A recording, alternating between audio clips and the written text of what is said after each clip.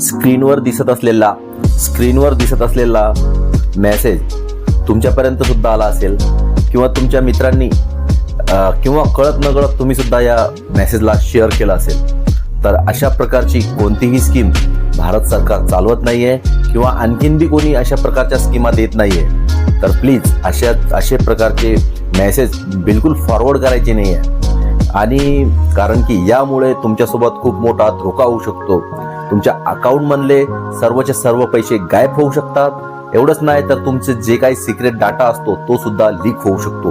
म्हणून अशा प्रकारच्या कोणत्याही मेसेजला क्लिक करून पाहू नका, म्हणजेच विषयाची परीक्षा घेऊ नका. अशा प्रकारचे मेसेज जर तुमच्यापर्यंत आले ते तिथल्या तिथं डिलीट करा, ना की दुसऱ्यांना, मित्रांना, परिवाराला फॉरवर्ड करा. अशा प्रकारचे कोणतेही मेसेज कधीच फॉरवर्ड करू नका मित्रांनो. तर मित्रांनो, सावधान.